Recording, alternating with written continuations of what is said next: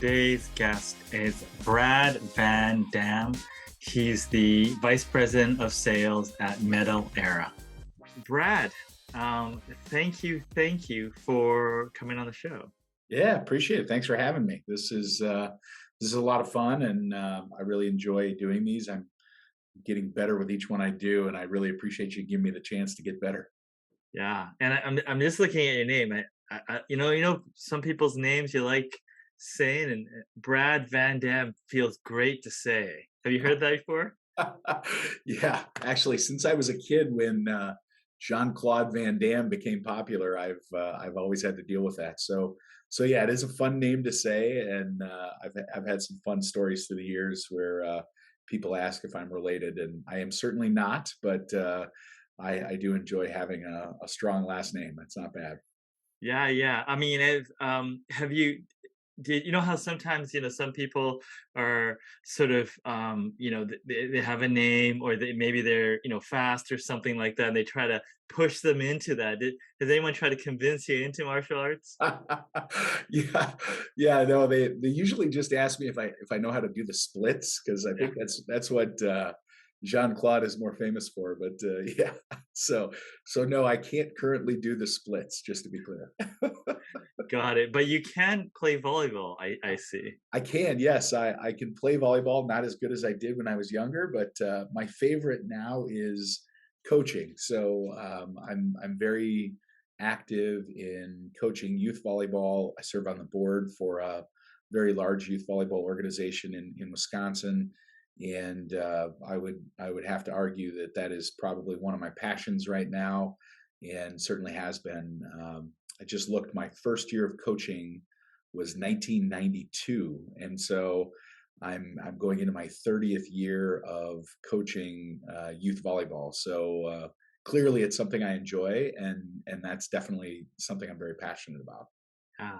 I mean, I like entrepreneurship. I know you have some entrepreneurial background. And I know people that are very competitive or they like sports. There's a large group or a fairly large group of people that head towards sales and entrepreneurship, and you've done both. So, what sort of possessed you to start a business and operate it for it looks like over 18 years?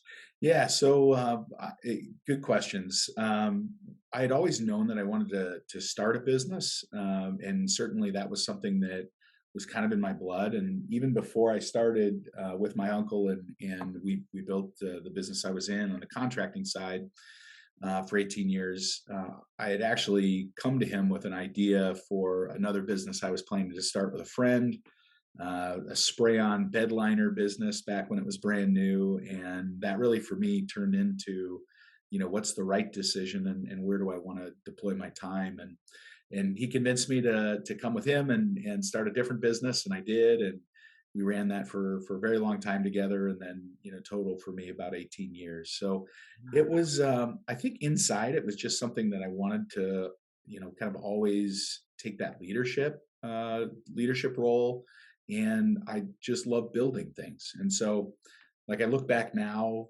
obviously many years later, and it was really the joy of building something that you could say, look, I helped build that, or I was a part of building that. And then the leadership part, back to your comment about sports and athletes, I think a lot of athletes find how and what their leadership style is when they're playing sports. Some leaders are silent and really lead by example. Others, maybe more vocal and hopefully lead by example. But ultimately, in sports, you're forced in many situations to take a leadership role. And I think people that like sports often, like to show that in leadership. So I think those two tie together a lot, and you're always taught when you're younger to take some risks as you're learning a new sport. You're going to make mistakes, you're going to fail. You're the first time you pick up a volleyball, you're not going to be an all pro or an all American. You're going to have to learn different things. And so I think that coincides a lot with sports and business entrepreneurship. Breaking into something where you're going to make some mistakes, You're not going to be perfect, and you have to be okay with messing up a couple times on your way to getting better. So I think those things kind of tie together. So you make a good point on sports and entrepreneurship kind of blending together. I think in a lot of ways they can and do, and it's kind of a neat connection. Yeah. So I noticed you mentioned your first idea with a bed liner, a coding business, and then also on the contracting side, you're part of the coding side of things. Was it just a coincidence, or just something that interested you there? Yes. It's funny. It's funny. So I'd purchased a Ford Ranger, and I had a bed liner installed on it from a recognized, at the time, one of the first bed liner spray on companies. And I remember I was living in San Diego, and I had to drive up to LA to get this done. And for those that live in San Diego, sometimes the drive is fast and usually it's slow, traffic and everything. So I'll never forget. I was driving up there and I'm thinking, why don't they have one of these in San Diego? And so we did some research. A friend of mine who was also had a Ford Ranger and also had done a spray on bed liner. He and I were talking about, well, this would make sense. Let's, maybe we should start a business doing these down in San Diego. And so we drafted up the business plan, got some information on the loan. Back then, the rate was like 14% for a business loan, for a young dumb kid like me. And I lined all that up, and I just had this thought. I'm like, I need to really talk to somebody who's done this before, and maybe I shouldn't sign away my life to a franchise. And I don't know, who knows. And so I sent the business plan to my uncle, who had a business in Wisconsin, and asked him to take a look at it. And back then, we weren't emailing stuff; we were like mailing it. And so, a week or two later, he calls me back and says, "I don't know anything about bed liners, and I've never been a franchisee, but hey, I've got this idea and this little business here I'm running. Would you be interested in coming out here and helping me build something in this coatings business?" And I was like, "Oh, okay. I don't know any better. Let's." And so part of the deal was I could keep my seed money, which realistically just kind of helped pay for my move from San Diego to Wisconsin. And then I packed everything I had into the Ford Ranger, and it all fit. And then drove from San Diego to Wisconsin with a couple of buddies, dropped them along the way at different places, one in Texas, one ended up in Minnesota, and that then my journey started. Yeah. So, and I still laugh about it today. I left in March, end of March that year, and I went to bed in Wisconsin on March 31st, and it was pretty comfortable. I remember the weather was pretty nice. Like, it was in the high 50s, 60s. A nice day, nice evening. And so I went to bed, and it was pretty warm. And then the next morning, I woke up, and there was a couple inches of snow, and it was freezing cold. And that was my first, next morning in Wisconsin after living in San Diego for way too long. So Yeah. It's so one thing to yeah, start a business, but then also just changing your environment, yeah. drastically. Yeah, that was a big change for me. So, but it was a great time. Had a lot of great teammates along the way. A lot of awesome humans that helped kind of grow that. And then obviously ran that for 18 years, and then transitioned over into where I'm at today at MTL, which is the parent company of Metal Era and Hickman, and now work with a great group of people and have been a big part of with my teammates here building another business, this one having already been started with a strong history, but ultimately helping to build that up to where we are today. So it's been a lot of Absolutely. fun. So before we transition into the metal era side Yeah. of things, hey, if we're part of the coding industry, like, even as I understand, but just out of curiosity, what if you were talking to someone that knew nothing about the coding industry or the contracting side of things, and they were coming in, right? What are some pieces of advice you would give them, specifically this type of business that you are running? Like, what Um, sort of like big lessons, learnings, like I should have known, I wish I knew kind of things you would pass on specific to that type of business? Yeah. Okay. So I've thought about this, with all the lessons learned, right? And after 18 years on that side, first, I would say align yourself with tremendous suppliers of coding, right? Um, Through the years, we had some amazing partnerships and companies that worked with us that, had technical support, backed their products, really did a good job of helping me as a contractor understand what I needed to do to be successful. So first and foremost, align yourself with good partners. And there's a little bit of trial and error with that. However, most of us can see in the industry those that are there with you when there's a problem, and those that run away, when something happens, because there will always be errors, mistakes, and things that happen in business. And it's really how we deal with them as partners, both with our customers and with our vendors, that are important. So I would say first and foremost, align yourself with good coding suppliers and vendors that are going to give you products as a contractor that they'll stand behind. The second thing I learned, and this was a lesson learned many a time, is preparation is key. It involves preparation at the bid phase. It involves preparation on the concrete or whatever your coating side, be that a roof, be that whatever you're putting a coating on. And failed prep work downs more people than anything else. And ultimately, the time spent on the prep work really does turn into profitability. And the more time you spend in that, get it right, the less likely you are to have issues, the better your brand, and ultimately the better the outcome for you as a business owner, and for your people, for your team, for your reputation, and for your partners, right? Your coding supplier wants you to prep well. They want you to put the time in. They don't want you to get it wrong. There definitely is never there's never a winner when a coating fails, right? The owner doesn't win, the contractor doesn't win, and the coatings company doesn't win.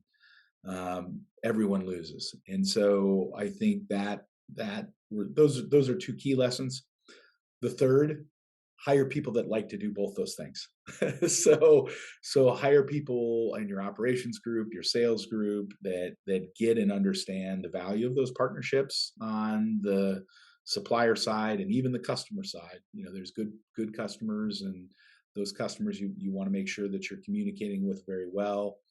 And then, on the operations and installation end, people that are detailed and believe in prep work and want to hold their reputation high, because that, as a business owner, was something very important, especially on the contracting and coating side, right?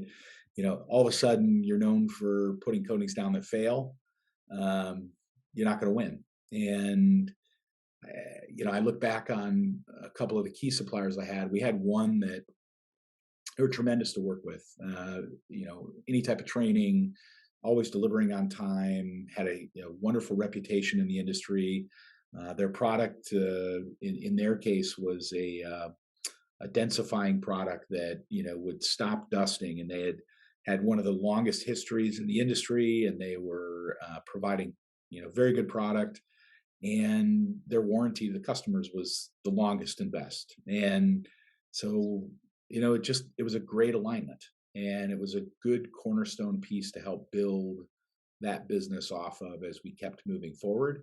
And then when they brought out new products, we were able to jump on board right away. They were one of the first to begin concrete polishing in kind of a larger scale. And so, because we had a good partnership with them, that turned into additional work and opportunity, and we were able to develop that new product with them and train with them.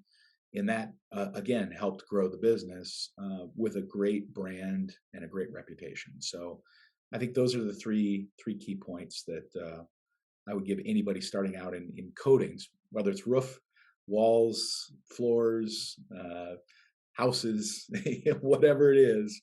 That's something you definitely are going to want to take into consideration when you're building a business. Well said. And what sort of precipitated the sort of move towards where you are now and Yeah. roofing? Yeah, so I had bought my partner out in 2008, and my business was primarily new construction focused at the time. And as we all know, 2008 into '09 was not the greatest time to be doing new construction if you were a contractor. And so we had a rough time with replacing a lot of the business that kind of happened and or didn't happen, I would say. And so ran that for a number of years after, and then an opportunity presented itself for me to move out of that business and move on. And there's a lot of stress for me at that particular point. We've grown quite a bit, pretty rapidly, and a lot of our systems, as we got to that point, had not been able to keep up. So operationally, I found myself, there at the office way too late.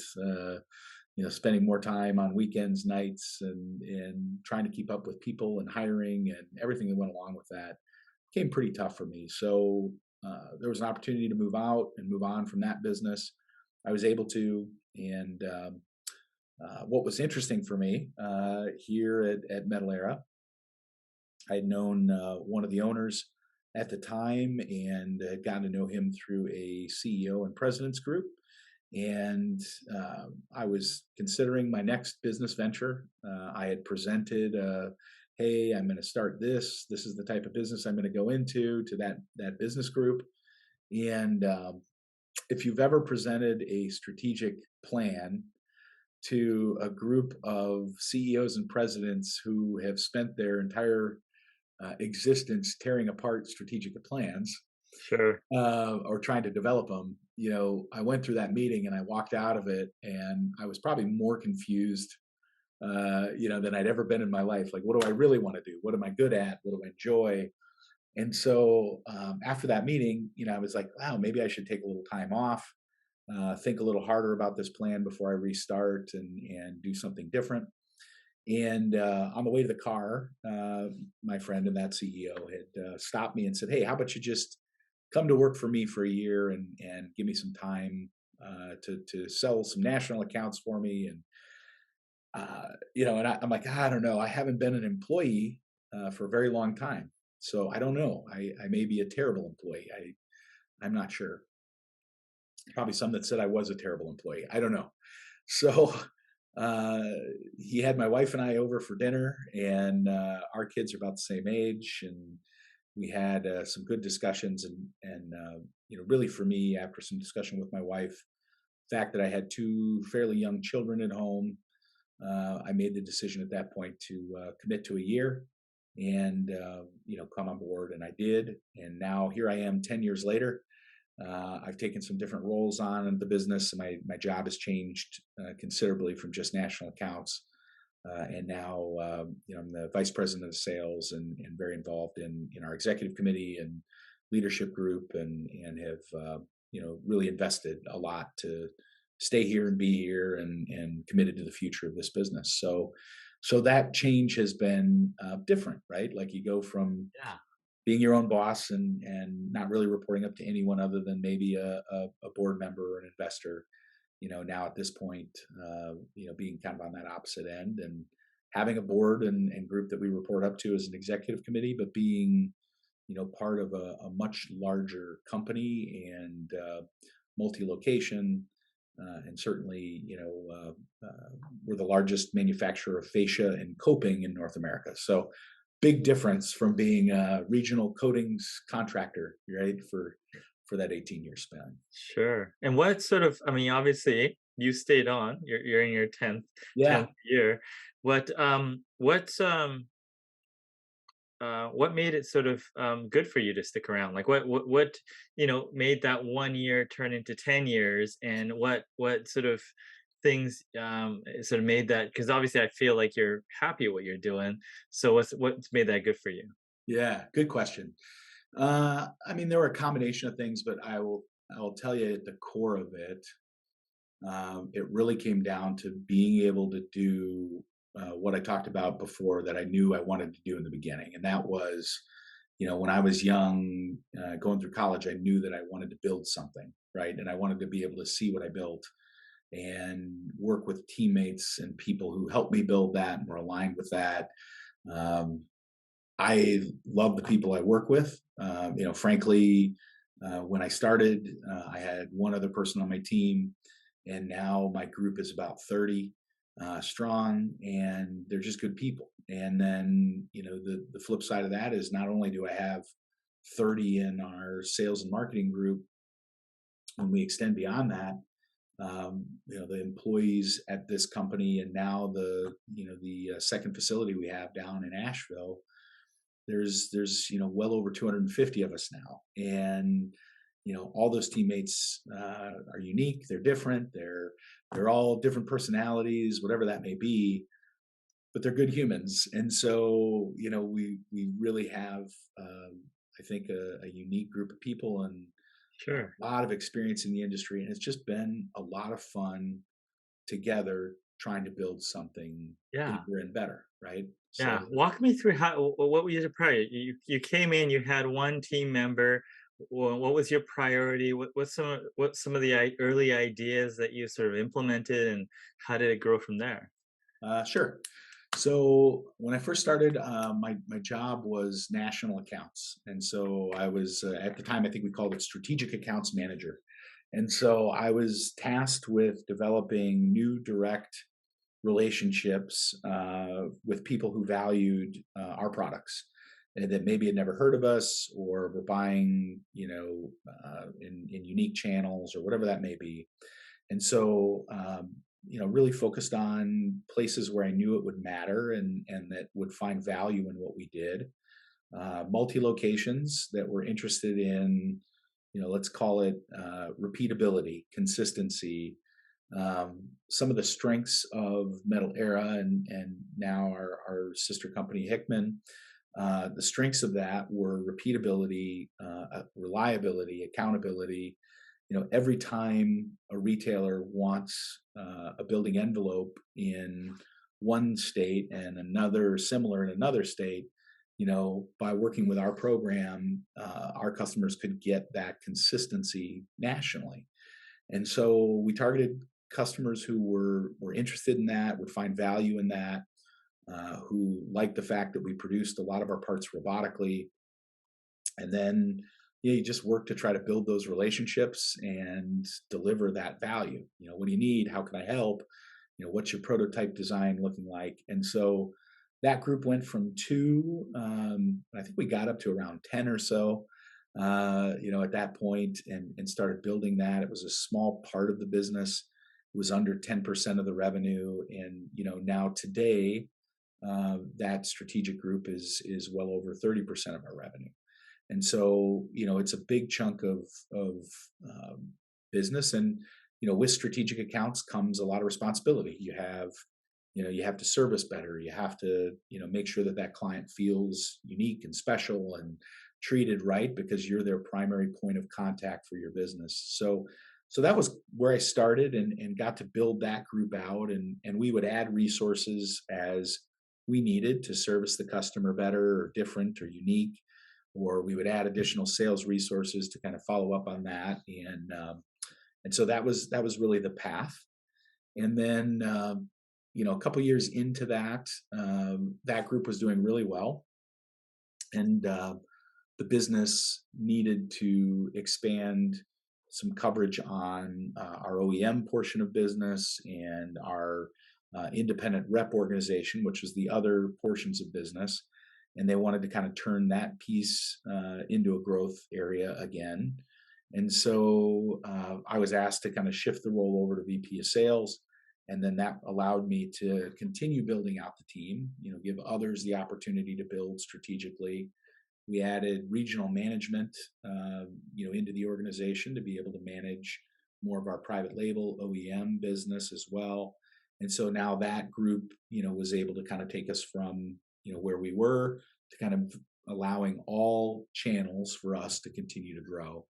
And so then the team continued expanding. And then just recently, we went through a process of kind of realigning our sales org, and that allowed us to build out some director positions. We've added a regional technical force that basically can go out and do field measurements for clients.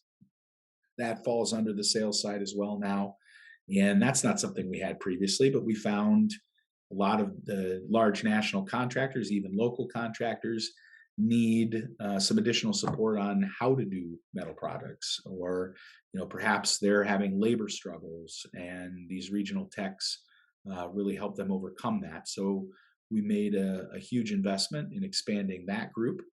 We made a huge investment in technology development to be able to make that group more effective. We brought to market some new technology that has never been used before, never was developed, to basically spatially locate the perimeter and identify within thousandths of an inch and tenth of a degree the accuracy of that field measurement that's being done currently today by hundreds of different people throughout the U.S. At various different contractors.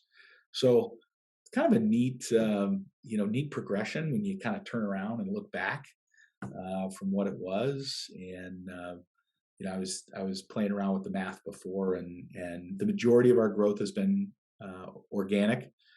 We did do one acquisition last year and brought on our teammates down in Asheville, which has been tremendous. And then the majority of it is, but we were watching 500% growth in the time I've been here has been a fun thing to celebrate with teammates. And there's been so many people that have contributed to that. It's just awesome to see how well they've done. Yeah, I mean, when you see that kind of growth over a period of time, you have to deal with a lot of change. Yeah. How do you approach that? So, back to your original comment, right, on sports, right?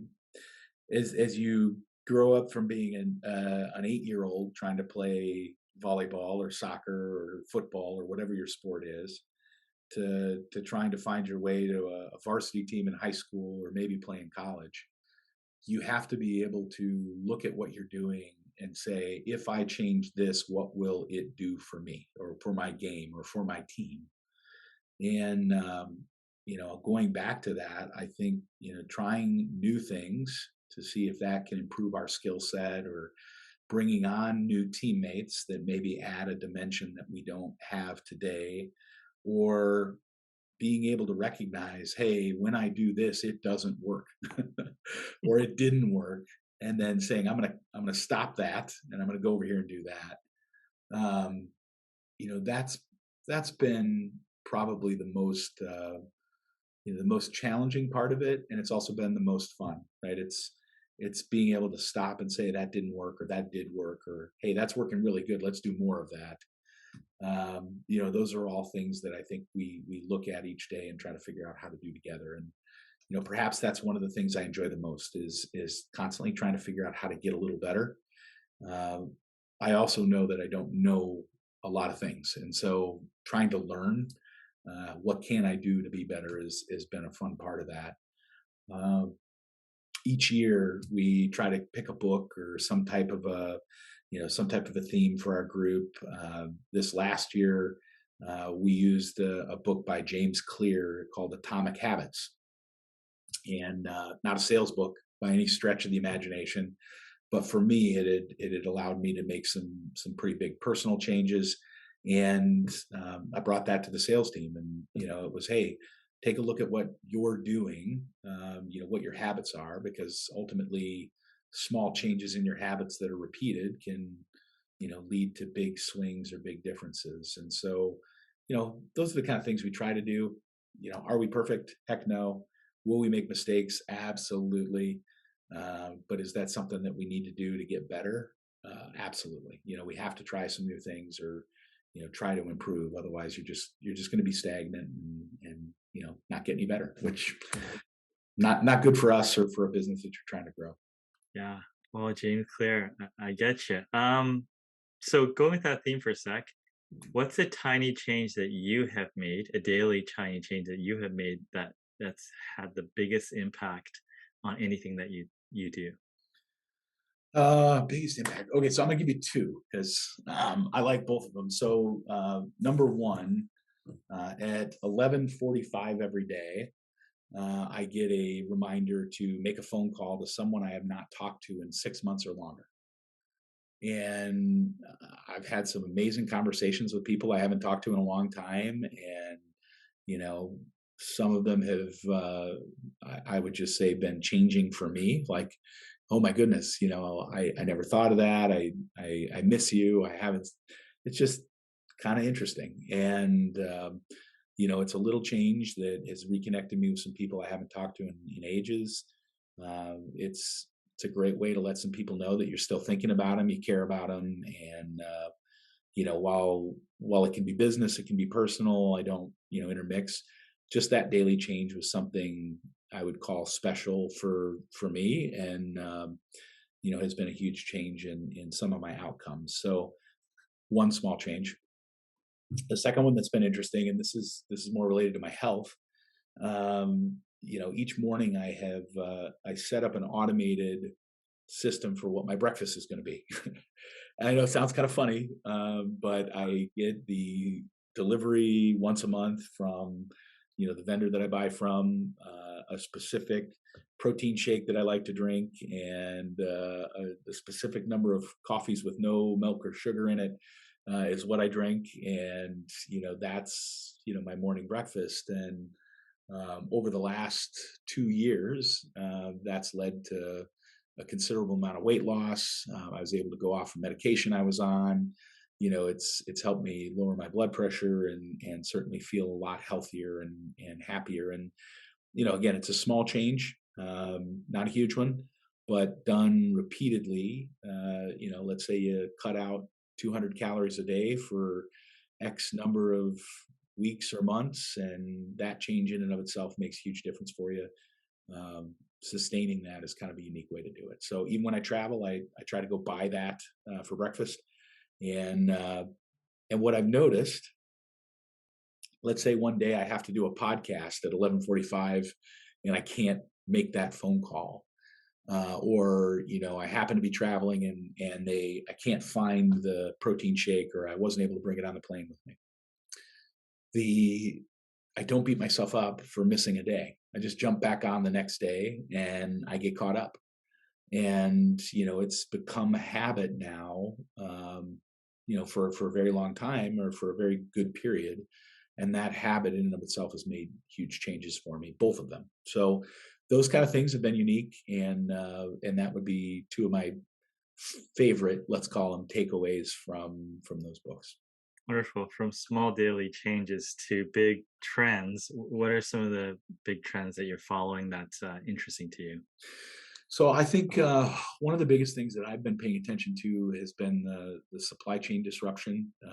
Certainly in roofing materials, that's been a huge impact to a lot of people.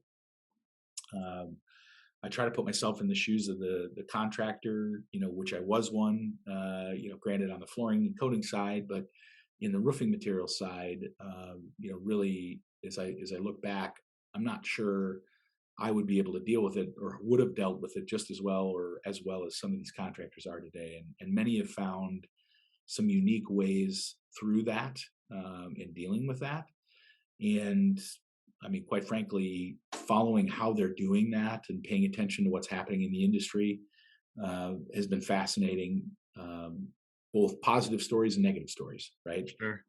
Seeing how some contractors have been able to fight their way through it or get creative has been awesome. And then, unfortunately, seeing some of the negatives that the supply chain has had on customers and clients and contractors has been bad. I think what's fascinating to me is, are there any structural changes that will occur because of this? Right? Did a buying habit change? Did the market change? Will material prices find their way back to where they were, or are we, forever linked to this inflationary time, and where we're going to head? We've seen some decreased costs in steel and aluminum of late. It's started to move its way back down. It's certainly not anywhere near what it was, back in 19 or 20. But ultimately, we've seen some relief. And one of the things you saw from us at MTL, we pushed a price relief program to contractors quite early in the process, even before we had received some of our discounting. And we just made the decision that, hey, it's important. Maybe this helps some contractors. We brought on some new capacity down in our facility in Asheville when some new equipment, which was delayed to us, finally arrived, and the awesome teammates we have down there were able to get it running and hopefully getting more effective and productive. And so we made the decision, instead of trying to pocket the gain from that, to deploy that as price decrease, perhaps before others were seeing that. So I think that's been fascinating to follow, and understanding what the structural changes will be from that effect. Uh, I would just also tell you that, having watched how many have dealt with it, makes me even more proud of how our teams in Asheville and Waukesha dealt with it. Right now we're at like 98 or 99% on time. Our on time, when we miss, it's a 1 day delay typically, or two maybe. But overall, this team is, very, very much fought through all the issues created from not only COVID, but the supply chain issues from COVID, the rising material prices. It's been awesome to see how our operations group has worked through that. Our customer service group has worked through it. Our technical sales group, as you work your way, engineering, order processing, everyone has had to deal with that. Even purchasing. I mean, can you imagine today trying to be a purchasing agent? How do you do that? So watching that has been a lot of fun, to see the response, not to see the pain or the difficulty, but to watch how well our teammates have come through that together, has been really eye opening. We celebrated our get together in Waukesha for all of our employees. Annually we go to the state fair, in Wisconsin, which is, I think, some of the best people watching in the state. It's a lot of fun. So we did a big party celebrating that last week, and we also got to celebrate the fact that, through what I would call three of the most difficult years to be either an employee or an employer, like, doesn't matter, just to be a human. Three of the last years, MTL or Metal Era has been able to celebrate, being a best workplaces in Wisconsin all 3 years. And Awesome. so, I look at that and am so proud of the team we have here, all the other employees that are part of that make that possible. It's just really cool. So a lot of fun, and I guess those are some of the big trends I've been watching, paying attention to, and then kind of marveling at how it's impacting the industry and the humans in the industry. Awesome, Brad. I mean, your wealth of information. Well, thank you so much for sharing your background and story. Yeah, well, we appreciate it, Tats. Thank you for having me, and it's a lot of fun. Very, very easy conversation. So thank you so much for that.